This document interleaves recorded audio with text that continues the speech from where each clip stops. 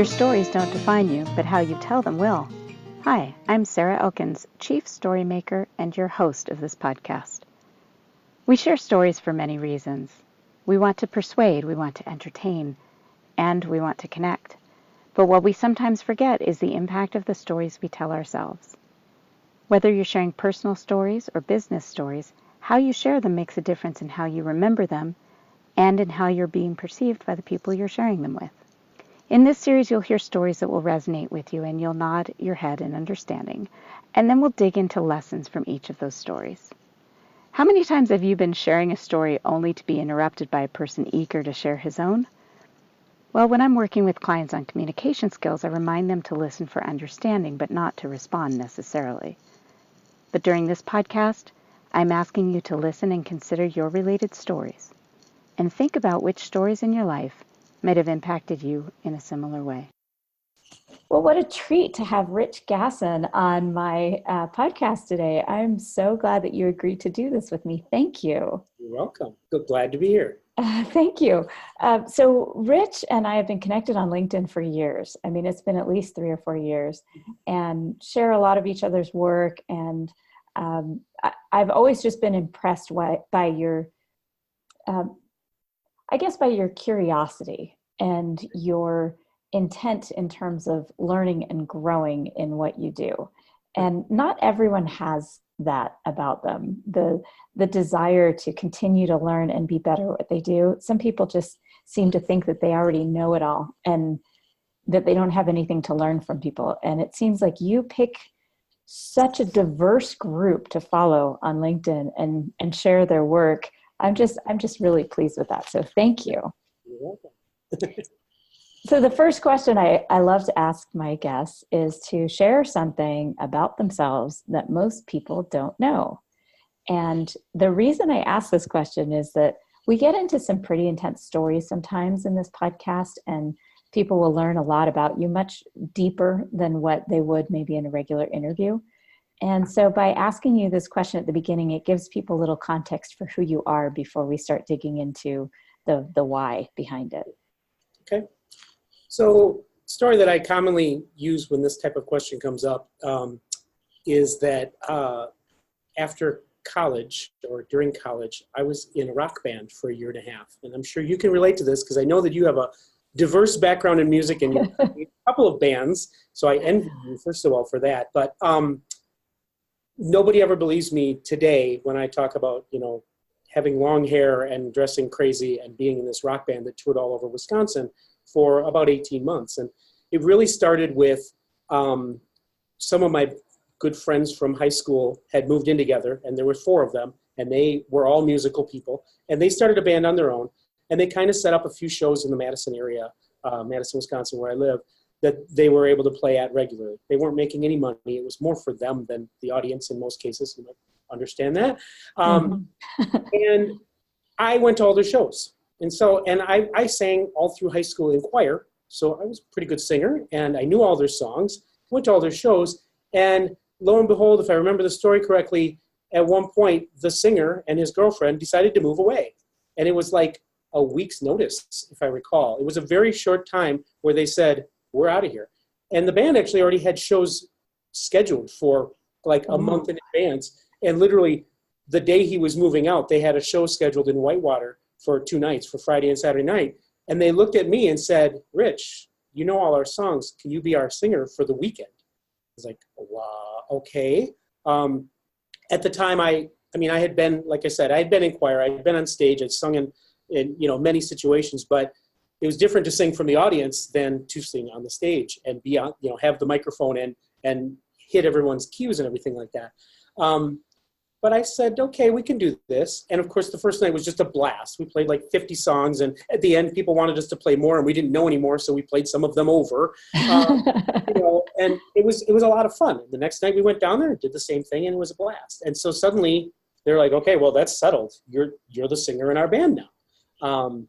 So it went on for about 1.5 years until a couple of the other roommates decided to move away. I actually ended up moving in with them. I replaced the singer in the band and in the wow. As well. So at the time, it was outside of my comfort zone, but I got very comfortable with it very quickly. We had a lot of fun together. Like I said, even through that span of over a year, we never really made any money. It wasn't about that, because if we'd play a show up in northern Wisconsin, and all of the money that we would get from playing that show would go into hotels and gas and food and entertainment while we were there. So literally, it was always a break-even thing. But I've always looked back on those times as really interesting. And most people that know me now, I would say, see me as a little bit of an extrovert. And I'll tell you a little bit later why, because of some of the things I've been involved with more recently. But after that, I would say I was more of an introvert for quite a while. By design, I'm a graphic designer and pre-press person. That was my original training. For 20 to 25 years, I did that. And you're, sitting in a cubicle and maybe interacting with a person next to you. But for the most part, you kind of did your thing in your own little shell, and you didn't break out of it much. I wasn't involved in seeing customers. I wasn't involved in, other things where you get involved with a larger network for a very long time. So I kind of had a little bit of an extroversion thing for a year or two, went back into some sort of introversion type interactions for many years. And now more recently, I've turned over back to more of an extrovert again. So anyway, I love that. We had long hair. We all wore really crazy clothes and so on. So yeah. Wow. There are two things that just struck me about that whole thing. One is the keys that he was singing them in. Mm-hmm. I mean, you had to sing in the same key that the original singer sang them in, right? I mean, it's not like they were going to suddenly change keys overnight to be able to accommodate your voice range. I have a pretty big range. So I sang bass and tenor in choir, and then I also assisted the sopranos when they needed help. So I can sing a pretty big range. So that was helpful. That was helpful. That's really impressive. Right. The other thing is, I did not grow up thinking that I wanted to be center stage ever. And so it was a big surprise to me how much I enjoyed it. Sure. But the fact that you just said, okay, I'll give that a try, is just awesome, because probably at a weak moment. And I think, they didn't have much choice. It's you or we cancel these shows. So I figured, what's at the worst, it's going to suck. Right. Right. So it was what it was. And like I said, they just, after that weekend, it was like, okay, you're our singer. So wow. It just kind of fell into place. It was odd. I love it when those things happen. And here's why. So many people, they would just say no because it was uncomfortable, or because it was not something they saw themselves or they could visualize themselves doing. Mm-hmm. And so they would just say no. And then later on say, I wish I had said yes. Right. And it could be a week later, it could be 5 years later, it could be 20 years later. They look back and think, why didn't I take that opportunity when I had it? And you don't have any of that regret because you were right there. And I was at the time, so maybe I was too young to know that I better. No. I look back on it and I'm amazed as well that I had done it at that first step. Not after we had done it for a while, because, get a few months in and like, oh, this is the norm now. That first time, literally it was, Friday afternoon, they said, you're driving to Whitewater with us. I mean, I was going to go to the show anyway. I was going to go watch them and sing from the audience. You're on stage. So it was weird. But, wow. Yeah. That's crazy. Chances you got to take. It's once in a while. That's crazy. Yeah. Story. Most people that know me today, shorter hair, sensible-ish, wouldn't say you were a rock singer. I was singing a rock and roll band, as the saying goes. So whatever. Yeah. So. Wow, that's a good story, Rich. That's pretty funny. Mm-hmm. It took me I was almost 40 the first time I finally said, yes, I'm going to do this. I'm going to sing on stage with people. And I was fortunate enough to be invited to sing with these phenomenal musicians here in town for an event called Solstice Celebrations, a December 21st event at a local church. And the acoustics in that church are phenomenal. And I had never been inside it. I mean, I don't go to church here in Helena. There's no synagogue here. And so I've never really explored much of the religious scene here. But I was invited to sing with this jazz quintet. And these guys are these are serious musicians. They've been playing for decades, and one of them in particular, Ken Nelson, plays keyboards. He also plays jazz guitar. He can come in on bass anytime. He's one of those sickeningly talented people. And I knew which song, and potentially two songs, that I was going to sing for this performance. And I told my husband, I said, well, I told him yes. So I'm going to arrive an hour early before the show starts, and we're going to run through my songs. And my husband just looked at me. He said, so you haven't practiced with them at all? I said, no. He said, this is going to be your practice. I said, yes. He said, okay, have fun with that. And I remember the back of my head thinking, what am I thinking? This might be a big mistake. Why was I so eager to do this? Why did I say yes? Mm-hmm. And I showed up, and we ran through the two songs twice. And then it was time to perform. And I will never forget, that feeling of nervous energy. I was pretty nervous because I had never performed either of these songs, and I had never performed with this particular band. And generally I wasn't a paid performer. I think I'd sung a couple of times at gigs with a different group that I'd been singing with, but this was really out of my comfort zone. And I think what made it different for me was knowing that these musicians had my back, and mm-hmm. that they absolutely would be able to follow me wherever I went in the song. And I've been performing with them since then. That was probably 8 years ago. Okay. And now they hire me periodically as a guest vocalist for their actual big gigs. So it definitely turned into something. But at the time, I remember kind of kicking myself as I'm waiting for the concert to start, and I'm shaking like a leaf. And of course, it's Montana, so it's freezing cold outside. And so I had an excuse. I'm just cold. In Whitewater. That time was because Friday night was our practice. It was, you're on stage the first time. That's the practice for the rest of any time you're going to do this. So wow, I'm sure I felt the same way. But looking back on it, it's shocking that I did it the first time. How long do you think it took you on that stage that Friday night to relax into your skin and feel like you were performing and not just singing? Probably halfway, and maybe a little bit of liquid, courage. So, tequila was my choice. We were all underage, so we didn't get many drinks elsewhere. So we played in bars all the time. But it was probably halfway through where you go, okay, these guys, just like you just described, these guys have my back. They know all the songs. They've been playing them for months already. And I think I know all the songs. And if there was a screw up, there was a screw up, so be it. Nobody remembers now. So yeah. When my husband and I first started playing with another couple and we started getting gigs, we had these rules of performance that we had made copies of. There were 6 rules of performance. And the one that I remember, I don't remember all of them, but I do remember one because every gig I have to remember this rule. And it is don't think about the mistake. Be present and keep going. Because the more you think, oh my gosh, that was a horrible one, or I sang totally flat on that part of the song, or the more you think about that, the more nervous you get and the less present you are to sing for the next verse or the next song in the set or whatever. And that's something I think as performers, we tend to forget in the heat of the moment, that your audience isn't that discerning.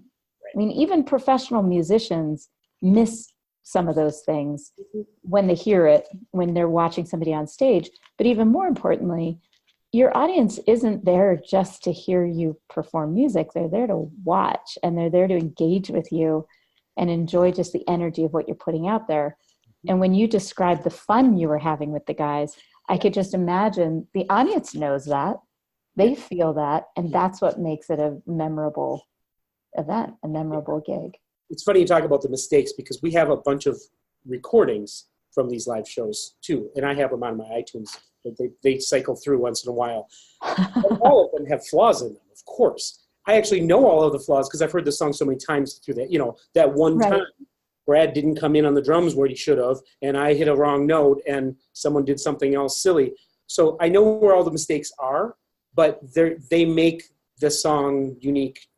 They make it what it was. So our flaws made us who we were, which was fine. And like you said, nobody else, even if they listen to these recordings, might pick up on some of them. They just think that that's the way the song goes or whatever, or they don't care. Can we include one in the blog post that's associated with this podcast? Would you pick the best one? Certainly. Desire by U2 is probably the best, just because of the place that we were at, where we actually had a sound man that traveled with us for a while. And while he was there, and he literally was paid with beer, if I recall. We didn't make enough money to like pay someone, but he enjoyed the music and wanted to come along. And he had the soundboard. So we had to have him come along, right? So some of the shows we went to, he was able to hook up actual recording equipment as opposed to, a boombox on the back of the room or something like that. Right, which never captures it. Sounding recordings came during when this gentleman, Tom, was our sound man. So Desire by U2 is probably I love that song. Sounding recording. So yes, I can agree. Excellent. I'm looking forward to hearing it. And I'm sure our listeners will appreciate it. Because I find that sometimes, we go into these details in our conversations and then there's nothing for the audience to go back to and say, oh, but where are the pictures? Show me. Right. Listen. Right. So that's pretty fun. Yes. So moving right along to the theme of our podcast, which this all actually could be applied to what you do now in terms of your leadership and your professional growth, your personal professional growth, and also the assistance you give to others in your organization for professional growth.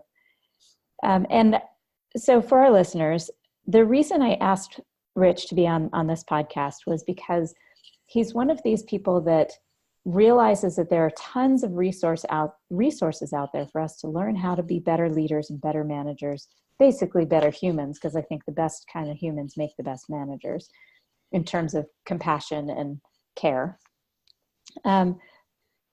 But we talked briefly on the phone last week, and I was bummed that I wasn't recording it then. But the reason I asked Rich to be on here is because he's doing these really interesting things with the resources that he has. And in particular, opening up those resources and making sure other people who are curious and want to continue to learn and grow also have access to those resources.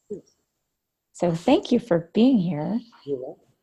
First things first, you were telling me about when you started this kind of a leadership group. Yeah, about 7 years ago, you said?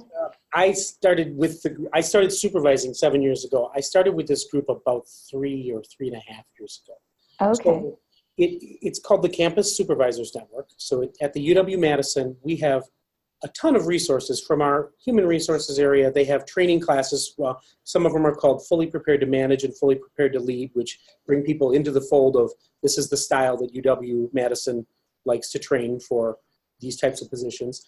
They have plenty of other types of classes that are available. And then there's many other groups and units and conferences that happen on campus that we have access to. So first of all, right when I became a supervisor, I kind of dove in headfirst into, I had never been managing people before. I had worked in environments where I was kind of the lead worker or I guided people, but I was never the manager. So when you got into things like disciplinary action, hiring and firing, all of those, critical manager type things, I was very new to that. So the training in those areas helped me immediately.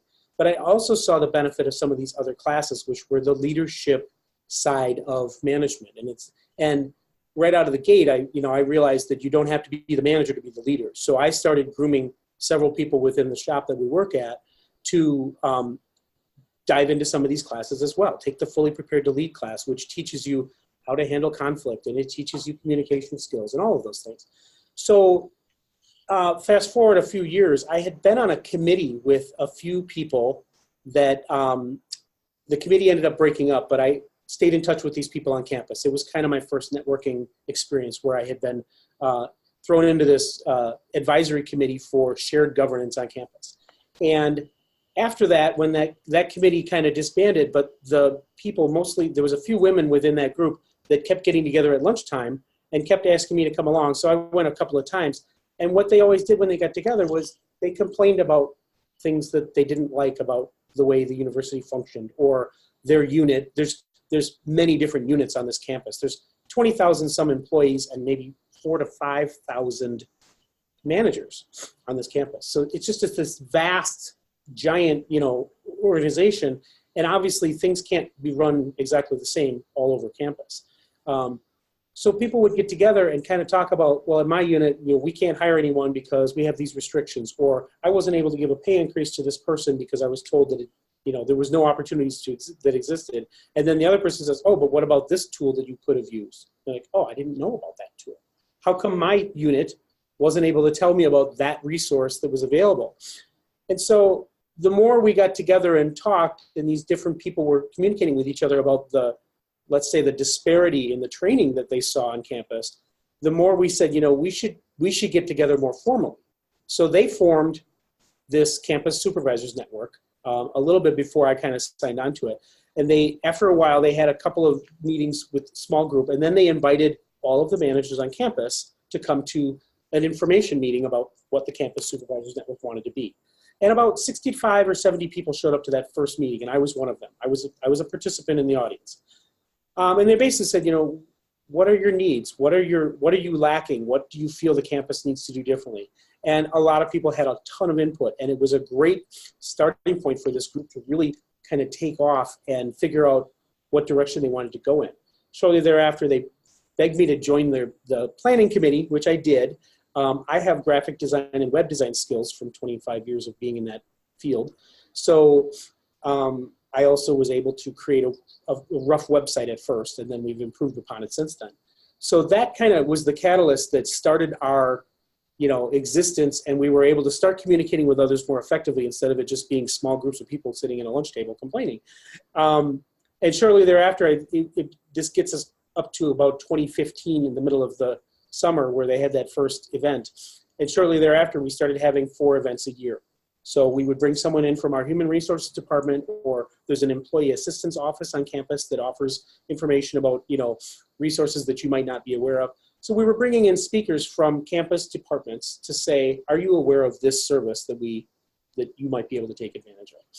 And then a little while later, we started to see the need to branch out to larger subjects. So literally in the last year, we actually did 20 different events. Some of them were us just being at a conference and having a booth or a presence there, but many of them were some of us speaking about things that we were near and dear to. So I actually put on an event twice now that it was fostering a culture of recognition and appreciation. So that was literally information that I had collected through sources like several books that I've read, many people that are friends with you on LinkedIn, LinkedIn posts, podcasts like your own that I, listened to information and kind of collected data for my own use at first to figure out how could I, use some recognition things that, for example, at the campus, we don't have direct control over pay raises necessarily. They come down from legislation or from above. So I can't look at someone and go, wow, you're doing a fantastic job, you deserve a raise, and give them one. That's not part of the public sector structure that we're in here. So I have to look for other ways for appreciation, recognition, improvement to an employee's situation. So like I said, I was doing all this research, and at some point I was like, wow, this is all good stuff. I should share it. So I started presenting this class as one of the things that campus supervisors was able to present. So, and some of the other planning committee members have come up with things that they've used in trainings and other situations, or that they've been to other classes and said, that was a really good detail. I want to bring that in, and they've presented it as a group too. So it's turned out, at this point, it's been a fantastic, this last year was really great to see the growth. We've done a book club for the last 2 years. This year, the book club sponsored the Crucial Conversations book, which is a way to get through difficult discussions with people. Mm-hmm. We had 30-some people show up to this book club, lots of open discussions. We had a little follow-up thing where we actually offered that people bring their current situations that they need to talk through, and we talked through a couple of situations with people. So something like that was really nice to be involved with. It wasn't just a speaker in front of the room. It was us engaging all with each other. And I'm sure that some of the events, the NLV that you put on, a lot of them are like that as well, where you suddenly see the electricity in the room and the engagement and the interaction that everybody has that is so much better than just find this information on a website and, go look it up. It's funny you should mention that, because that's exactly what No Longer Virtual is about. So it's not just part of the the event. It's the whole event is designed that way. Literally, yeah. And it's because I have been to hundreds of conferences. I wrote down all the things that I didn't really like about going to conferences, and decided to, I worked with a few of our mutual connections to talk through what something different would look like. And that's how No Longer Virtual was born.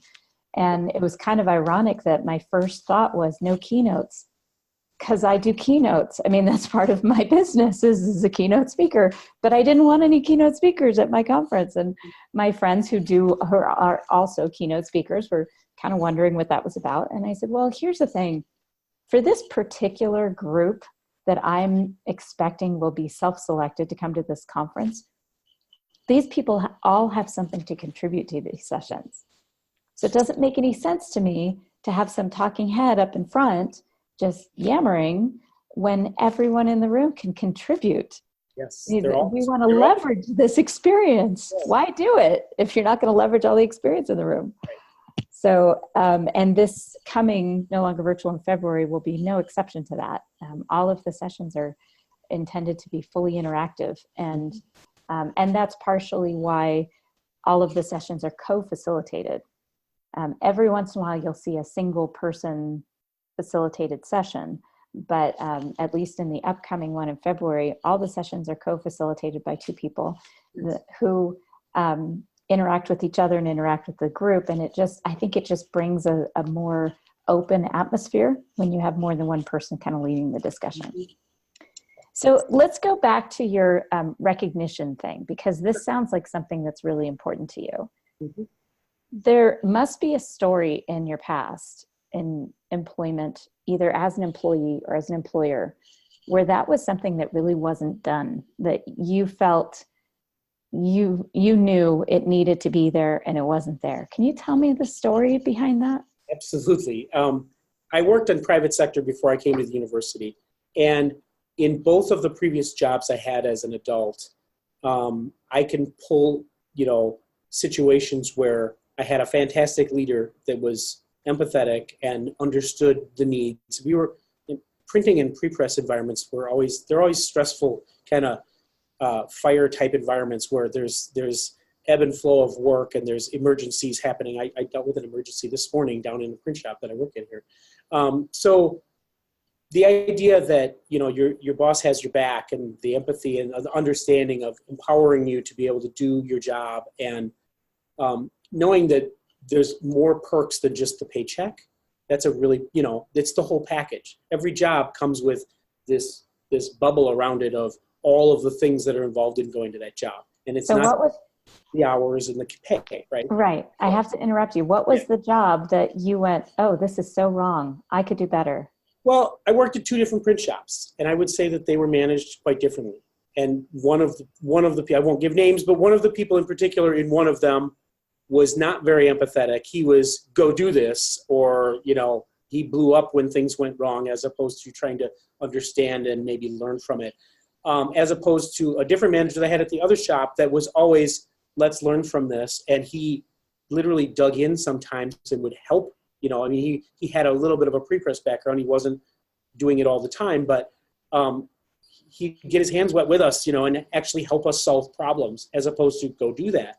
And so just seeing the two contrasting styles of management and the empowerment, the empathy, the other perks that you saw at one shop and didn't see at the other one were kind of the beginning catalyst for, I knew when I came to the UW as a production person because we were struggling. If you remember, I don't know if you remember, but there was a recession in 2008. Oh yeah.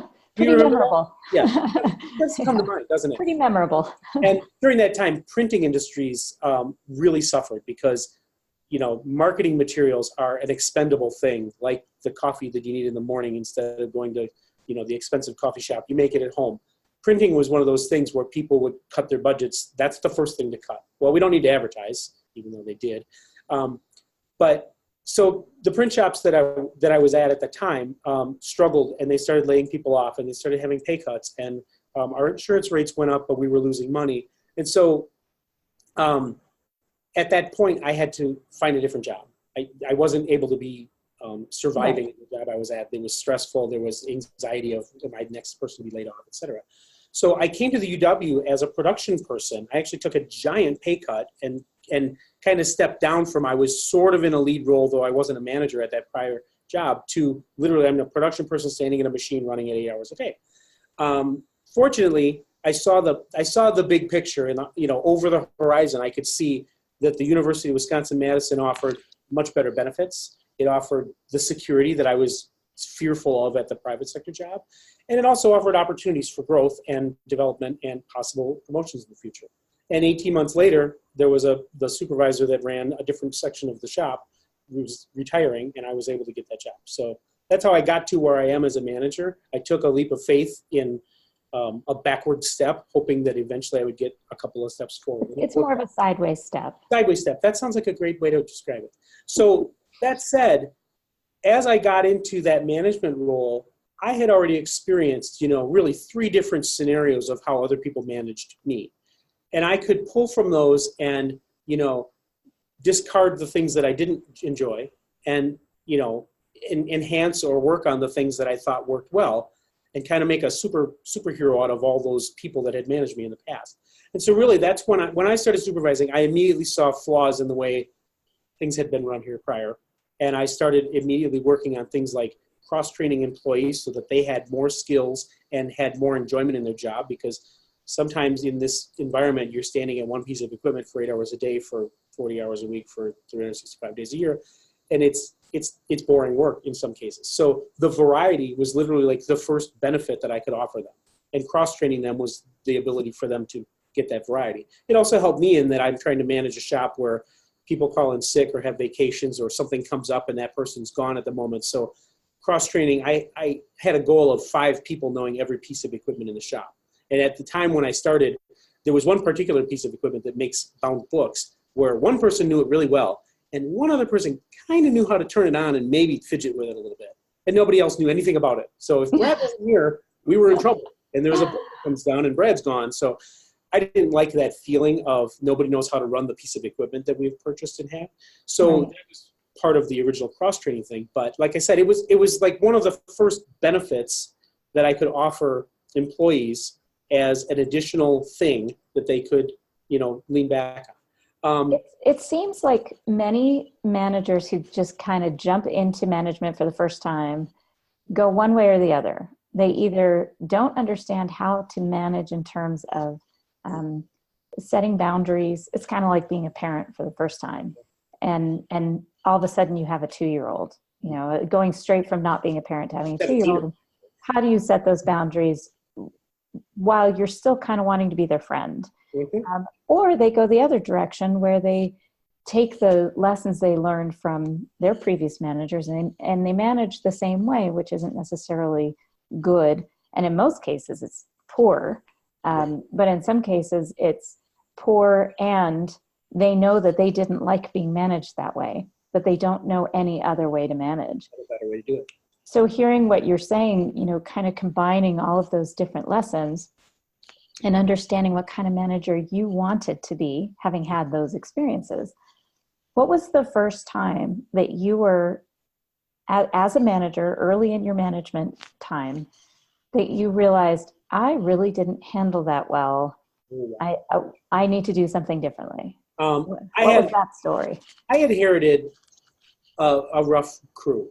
So they had been used to not being managed very well, and they exploited that. So a lot of them had disciplinary issues like attendance problems or other things in the shop where they just weren't doing their job. So, again, early on, my first management position, the disciplinary action portion of my job was very hard for me. And I remember one in particular where it went very bad. And my direct supervisor ended up joining me, and he had done it many times. So he was able to kind of bail us out of the situation. But I remember that after that, I knew I need to go back and do more training or more reading up on this type of subject because I was very fresh, very new at it. And it was an awkward situation. It wasn't, obviously, no, those situations are never comfortable. But, my supervisor kind of mentored me to the point of saying, tomorrow this will be over, and, it's just a moment in time, and we just have to go through the script and get through this. And it's a painful thing, and you're basically disciplining someone or telling them that they're going to lose their job or whatever. But you go through that, and then it's over, and it will be a blip in time, and you'll forget all about it. Well, I haven't forgotten. What happened to your relationship with that person and also with that mentor that helped you walk through it? So the person ended up leaving. I mean, he was, of the crew here, he was one of the not so great employees. So over time, through attrition, I've lost most of those employees. So he ended up leaving. And like I said, now I'm not interacting with him at all. My supervisor and I have kind of the same exact concepts and ideas of how to lead and how to, we talk about professional development and all of those things. So him and I are cut from the exact same cloth. So we're still best friends and everything. So it was nice to know that he had been through it and he was willing to give me some support, as opposed to just going, "Oh, that sucked," Too bad. Have fun with that. I see that too. Yeah. "Oh, you're going to go through disciplinary action? Oh, yeah. Good luck." So he was willing to jump into the ring with me, just like I talked about a previous manager from many years ago that had your back. So that part was very comforting, and I try to extend that down to my employees as well at this point, because you could feel that right away of, that's really nice. This is a benefit, again, of the relationship that I have with this person. So that would be a nice thing to be able to extend on to others that you work with. So, yeah. So what's the time that you, early in your career as a supervisor, that you walked away from that kind of issue, a disciplinary or an unpleasant one, and you walked away thinking, I have learned so much. I feel like I handled that really well. Can you tell me about that? There's been times in the shop where you get, employees having conflict with each other, and having gone through some training, having some things in the toolbox that you can reference. I talked about this Crucial Conversations book that we just read last year, but prior to that, I had been through some trainings and talked with our Employee Assistance Office on how might you handle this. So going into situations like that and actually being able to facilitate a group discussion that comes out with a positive outcome, I started to see the benefit of, oh, this works really well. And early on, I also started to empower people to say, I'm not the one with all the answers. I'm the supervisor and I sign your timesheets, but you guys are all the specialists on the equipment that you run. I really look to you for answers and for advice and information. And I look for you to look to each other for that same information. So I kind of empowered everyone in the room to kind of lead each other. And that had some challenges at first as well, because of course, when someone tells someone else what to do, they go, well, you're not my boss. Or it depends on how the information was presented to them, whether it was empathetic with, humility, or whether it was dumped at them of do this next job or whatever. So getting to a point, it was pretty early on even, getting to a point where you had select people in the room that understood the idea that we're all leaders in some regard, and they were specialists in certain areas that I wasn't, or other people in the room weren't. So they had a chance to lead others. Seeing that kind of blossom really kickstarted my need to continue on with my own education and share information with others. Is there one situation in particular that you that pops into your head when you think about that kind of success? I recall two press operators that really had very different styles of doing things, and they stood 3 feet apart, but they were constantly bickering about each other, even though they were both doing a fine job. The product that came off the press was fine. They just had different ways of getting there. And so in that particular case, they weren't friends by any means, and they had to stand next to each other. So I had kind of facilitated a discussion with those two people at one point to kind of say, it's okay that the other person runs it differently and that you run it differently, and you both produce quality work. That's all right. Let's just accept that that's the case. And that kind of solved that constant, there was always this tension going on in that part of the room and other people, of course, got involved, and it was a rumor mill of this and that. So getting over that was kind of a first success of saying, you can have this, you can manage the people in that regard of conflict management as opposed to just managing the work in the room. Right. Yeah. Right. Yeah, that sounds like a really a good example of when you have to kind of have those conversations. And I'm just imagining these two pressmen, because they're usually pretty big people. And I only know that because my dad was in the printing and publishing industry for decades, through all my childhood. And I worked at a printing plant for years, from the time I was 13, 14 until I was 17 or 18. And I did hand bindery. Sure. And so the pressman would be back in the big machines, the 6-color presses, and it was loud and there was dust. But I remember that kind of mentality where they would have those weird little bickering experiences. And it was interesting because my father was vice president of the printing plant that I'm imagining in my head from my past. Mm-hmm. And it was interesting because I don't know how he managed in terms of what his style was, but I know that even people who didn't like him really respected him. Sure. And they worked hard, partly because they respected him and they wanted his approval. And it wasn't because they were friends. Right. It wasn't because they liked him so much. Mm-hmm. And my grandmother, his mother, said that in a different way years before I even saw it. And she said, she was a teacher, and she said, they may not like me, but they respect me. Mm-hmm. And I remember that difference, and thinking, okay, but which do you want? Which is better? And it's different. Well, and it's hard to be best friends with the people you supervise. So I try to be friendly with everyone, but I do hold a little bit of distance in that I do less events with people outside of work than I used to when I wasn't a manager. Let's go down to the bar or go golfing or whatever. We do less of that, I would say, now as a supervisor-employee relation than before. But I fully understand what you mean of the idea of, they trust and respect your management style and your decision-making, so they want to, perform. They want it to work. Right. I talked about that in a different podcast with someone where it was talking about the contract that you have with your employer, which is, I'm going to come to work and you're going to pay me a certain salary. And then the covenant that you have with your employer, which is more the soft skills, this diving a little bit deeper of, I want to perform because I know the company's mission and I respect the management and I want to do good on those terms, regardless of the pay. So that's an interesting side note with your father's shop. Yeah, I have a lot of memories of that time in my life, and very vivid memories. And I remember there were a handful of us, I think 4 of us, that were the children of executives that were working down in the plant. And all summer long, 8 hours a day, we were down there working alongside the rest of these workers. And they weren't nice to us. I mean, they just assumed we were taking somebody else's job that needed it. Sure. But we worked hard. Mm-hmm. And I remember feeling like I really had to earn their respect. Right. And we did. I mean, every summer after that first summer, when I would go back, they would welcome me because they knew I was going to work hard. Right. You were there to help out. Right. Yeah.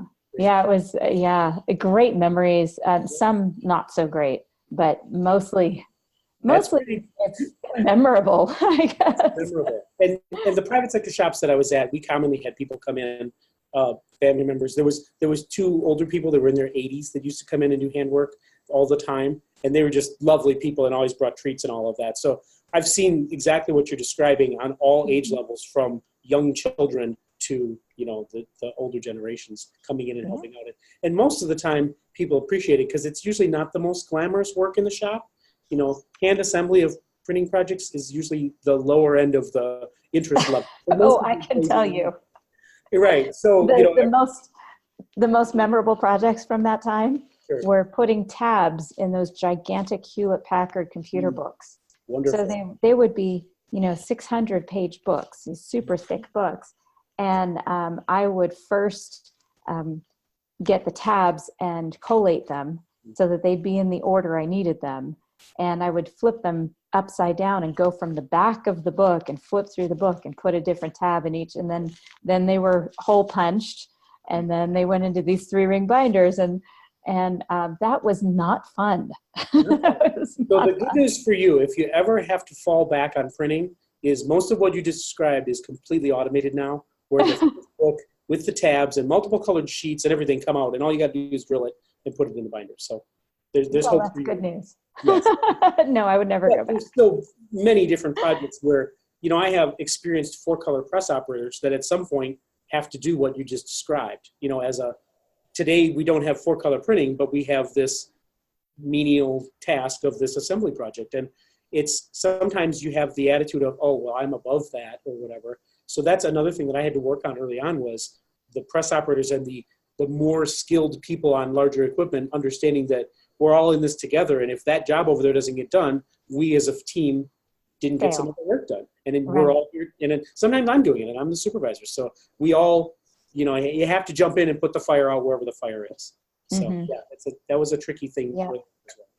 And, you know, I just keep coming back to being glad that I asked you to talk about this topic, because the two things that keep coming back up in our conversation are, in terms of your management style, and what I value the most about good managers and good leaders, are continual growth, that self-reflection, knowing when you don't know and finding resources to learn it, and not being just so sure of yourself in everything you do, which I've had bosses like that. And I think this is what's wrong with our world right now, is people who are bosses and they're not managers, and they don't treat people like they're a human person that needs recognition, that needs empowerment, that needs challenge.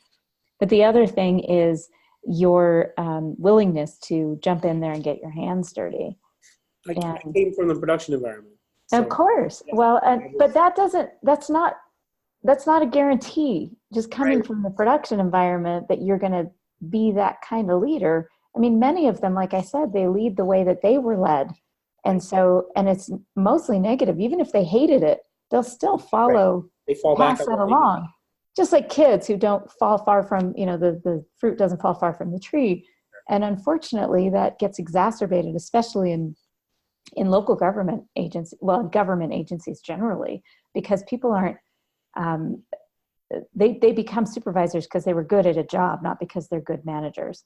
And they get moved up through the ranks to their level of incompetence, and they never learn that management style that they hated isn't the only management style that's out there.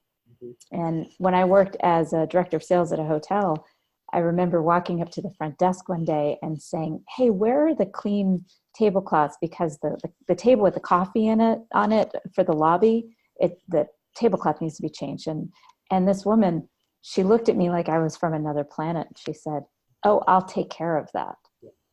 Like, that's not your job, that's my job." And she was actually insulted. And I said, okay, maybe this came across wrong. I didn't mean to insult you. I'm not criticizing. I'm just saying, let me do this because I have a moment and I know you're busy. So, and she's like, "Oh, okay." And she handed me a tablecloth and I went over and I changed it.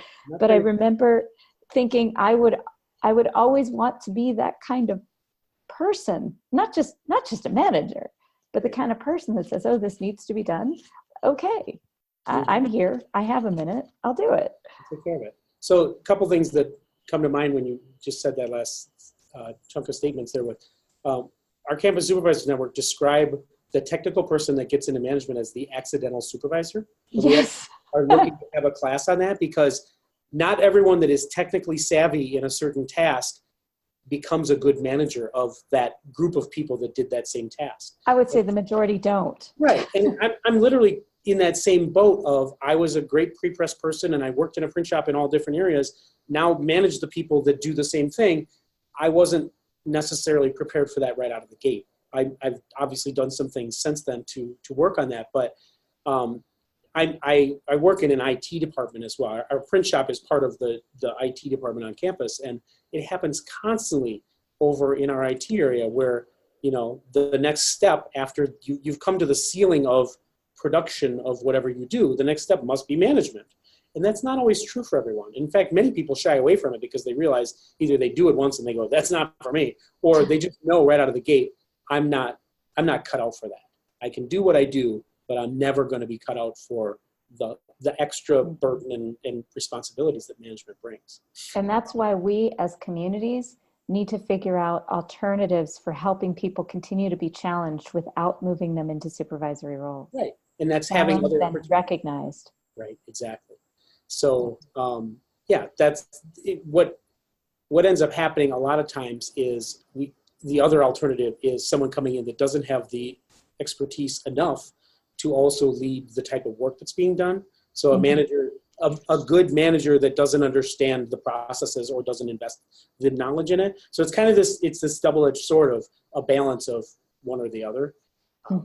Anyway, that was. Well, I think, and as you pointed this out earlier, just because you are really good at something doesn't necessarily make you a good manager. Just like some faculty on staff may have a PhD, it doesn't make them a good teacher.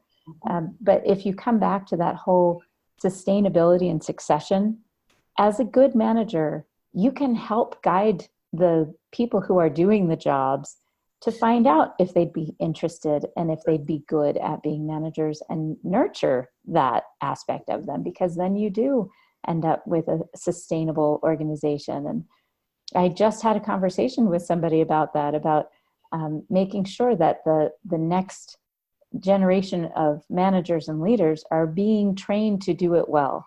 Sure. And not just leave it to, oh, you're really good at production, I think you should take over management of this department. No. That's actually one of the stretch goals that I've given several of the employees here that clearly look like they want to move on to something bigger and better, is to go through some of the training that we have on campus. I give them challenges in the shop where I give them the responsibility to go out and kind of lead this project or whatever. And some people look at that and they get fearful that, well, what if he leaves? You know, and it's that to me, I would rather have them leave and maybe be somewhere else on the UW campus, hopefully stay within our larger organization, but go and, you know, flourish somewhere else than be stuck here and not be happy, or kind of get to a point of a dead end where this isn't enjoyable anymore. And potentially become complacent without any thought behind it. I mean, I don't think people intentionally become complacent. It's not, oh, I think in a few years, I'll be complacent in this job. That's not really how it works. Yeah. So so I think that's really an important aspect of this conversation, is that choice to grow your people. I have a friend here in Montana that works for the state, and she manages one department that I think she's one of maybe 3 managers in the entire state of Montana government who thinks like you do in terms of growing these people and making sure that they're satisfied in their job and that they're continually growing so that they can reach other goals and be motivated and ambitious. And because then you have that energy in the room, even if it's just for 2 years. I'd rather have that energy in the room for 2 years than to have complacent energy for 10. Right. And you also have the energy of, like, when I'm away at meetings or off for the day, they feel empowered and comfortable in those more lead roles. So it benefits me as well, because they are becoming natural leaders through those growth things. Right. So the other thing I thought of earlier when you were talking about your tablecloth story, I struggled early on with letting go of production. I mean, I wasn't a micromanager of the people, but I wanted to be doing the tasks that I used to do as part of my job. But I didn't have time to do those tasks in many cases. I still fill in today, like if one of the pre-press people is off for a day, I'll help out with pre-press work. So I get a little bit of that. But I was challenged early on to let go of things. And it was really hard at first. But that ended up being some of the empowering others sort of guidelines. You know, they went together of, if I give this task to this other person and train them on it, now they're empowered to do it. I'm no longer doing the production work because I'm supposed to be managing, and so on. So it kind of came together as a solution to, but like I said, having been a production person for 25 years, that was a really hard thing to let go of. Right. And it can look like micromanagement, even if that's not your intention. So sometimes it's really say, why are you doing this? Did somebody point it out to you, or did you figure it out? Probably a little of both. I mean, I've had the situation where I was out hand collating something and someone said, I can do this. Why are you doing my job? Right. Right. And I'd have to step away when I was just saying, oh, like you said with the tablecloth, I have a free moment. I have the time to work on this. And there are still times when everyone in the building, including the director, dig in.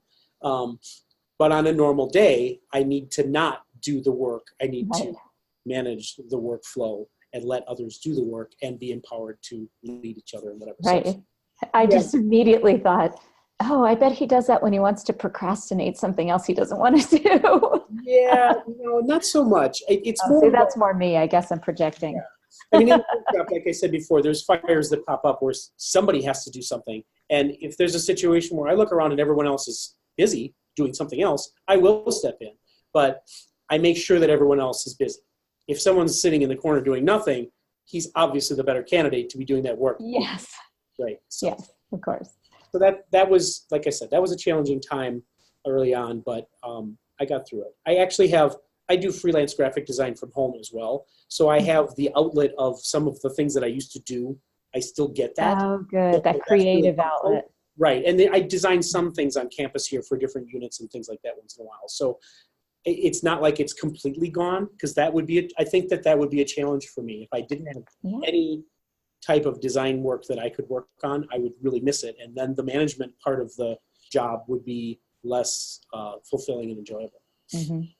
And that's something a lot of managers don't realize. A lot of teachers have figured that out, that if they move into administrative roles, they're going to miss the classroom. You're going to lose the thing that they love the most, which was actually exactly the whole reason they got into it. My mom actually was very intentional about her career as a nurse, because she loved working with babies. She was a baby nurse. She was on a team in Sacramento with Mercy hospitals that resuscitated babies that were born not breathing. She was that nurse. And she loved it. And she was offered over and over again. She was offered supervisory administrative roles. And every time she said, nope, I want to be with the babies. I went back to school to be a baby nurse because I want to be with the babies. Right. And she did. And to this day, she just retired a few years ago. But to this day, that's what she says to me. She says, I found my dream job. Mm-hmm. And there was no way I was going to let that go, because I loved that job. And I'm a little envious, because I just found my dream job like in the last few months, and it's working for me. Which good choice. Okay. But it's not the working for me part that makes it my dream job. It's the people that I'm providing services for and how I choose to do it. Mm-hmm. It's kind of magical. But I love that people recognize when they've hit that point and they know what they want, and they make intentional choices to avoid losing what they love about what they do. So I'm glad you're doing that on the side. That's a good thing to remind people as they look into the idea of changing jobs or management. I had one employee here that was looking for a different job on campus that paid a little bit more, but it was much less involved. It's going from this full print shop that we have here with tons of different equipment that he's able to operate all of it, to a little copy shop and mail service for a building on campus. So the School of Business wanted someone to run the copier for students that come in with their, dissertations or whatever, and deliver things around the building. So I reminded him, think of all the, I actually gave him a pros and cons list, to be honest with you. I gave You wanted to keep him too. Well, he's a fantastic employee. So yes, I wanted to keep him on staff. But I said, think of all the things you love about this job. And I mean, not just the pay, obviously there's that aspect, but think about all the things you love about this job. And then now you fill in the list of what you're going to like about this other job, and the cons as well. What don't you like about the current situation? What might you not like about this other situation that you're going to look into? It ended up that the recruitment kind of fell apart on its own, but it was my way of kind of just making sure, check all of the boxes before you go forth and make a decision that you might regret, because if you leave, I might not be able to bring you back in, And so it sounds like your mom was at least wise enough to say early on, this is it, this is what I enjoy, you're offering me maybe more pay or a different schedule or whatever, but I don't care. And if in the future I decide I want that, then I'll find a way to find it. But at that moment, it's all, I say this all the time, and all of our regular listeners will have heard this 100 times before, is when you're intentional, it changes the decisions that you make. And I love that you put that out there for him because he's probably young and not necessarily... And he's just looking to make sure that he ends his career on a high note. And so I'm doing everything I can for him. He's one of the people within the room that I'm, looking at leadership type training and what other benefits can I afford to him. And it's things like being on committees. So we have committees on campus that he's on our safety committee for our department. So he helps make sure that people lift correctly, and he teaches us about fire extinguisher use and things like that. So it was What a great giving him resource. something additional that I had available to offer. And that's what I've done with him and some others. So some people an don't awesome want resource. Yeah. Keep an awesome resource. Well, I'm going to have to wrap this up. Sure. Rich, it has been a pleasure. Thank you so much. Yes. I really appreciate your time. No problem at all. Thanks, Rich. Yep. Have a good one. You too. Thank you for listening to Your Stories Don't Define You, How You Share Them Will. Please visit my website for more podcast episodes, blog posts, and information about how I can help you develop and share your stories at elkinsconsulting.com.